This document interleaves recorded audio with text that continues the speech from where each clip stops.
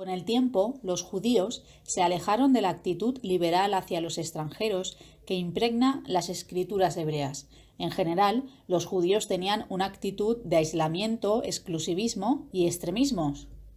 Por ejemplo, no se trataban con los samaritanos, a quienes ni siquiera les pedían agua para beber. Pedro dijo que iba contra la ley que un judío tuviera trato con alguien de otra raza o se acercara a él. Sin embargo, la ley que se dio a través de Moisés no lo prohibía específicamente. Los judíos incluso consideraban contaminación ceremonial entrar en un hogar gentil, es decir, cualquier persona de origen no israelita, a pesar de que en la ley dada por medio de Moisés no había ningún mandato específico contra esa relación ocasional. Vamos a ver lo que sí decía la ley mosaica sobre los extranjeros. Hay quien opina que el residente forastero solía vincularse a una casa hebrea en busca de protección y era algo así como un subordinado, pero sin llegar a ser esclavo. Esta idea se deduce de la expresión residente extranjero que viva en tus ciudades o huésped extranjero de un sacerdote. Puesto que el residente forastero estaba en desventaja por no haber nacido israelita, la ley le mostraba consideración especial y le protegía con sus muchas disposiciones para el débil y el desamparado. El Dios de Israel les recordaba con frecuencia a los israelitas el hecho de que ya conocían las aflicciones del residente forastero en una tierra extraña, por lo que deberían tratarlo con el espíritu generoso y protector que a ellos no se les había mostrado. Dice que Dios ama al residente extranjero y le da comida y ropa. Debían recibir hospitalidad en tanto respetaran las leyes del país.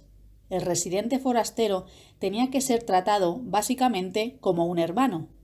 En el campo judicial, al residente forastero se le garantizaba un trato justo e imparcial en los juicios en los que estuviera implicado un israelita natural. Nadie debía defraudarlos ni pervertir su juicio.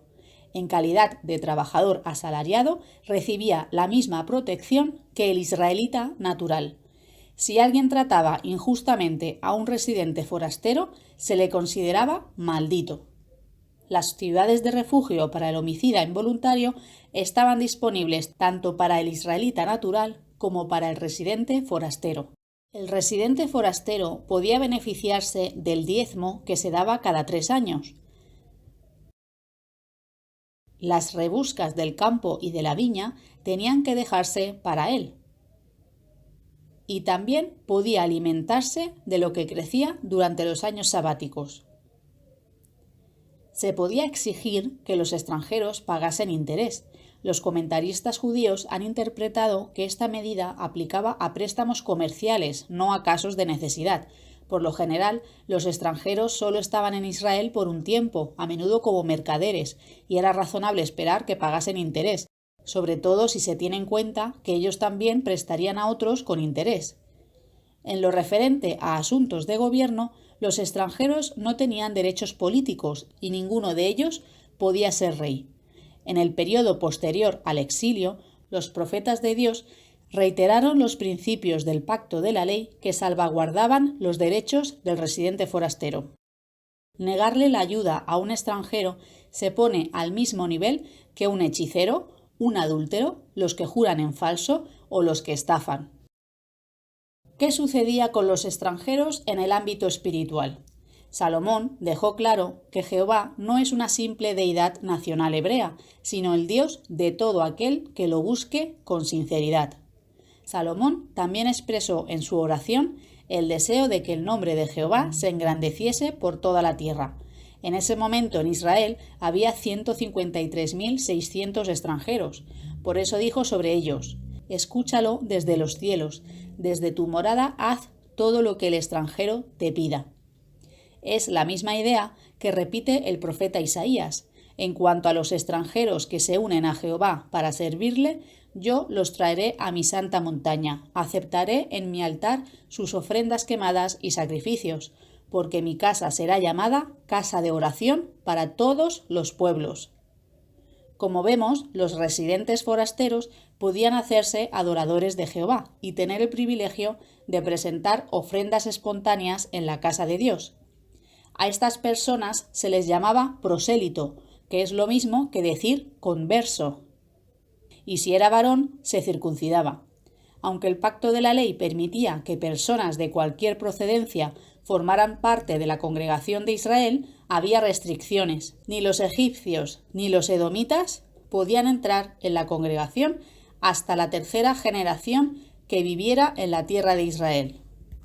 A los amonitas y a los moabitas se les prohibía hasta la 10ª generación.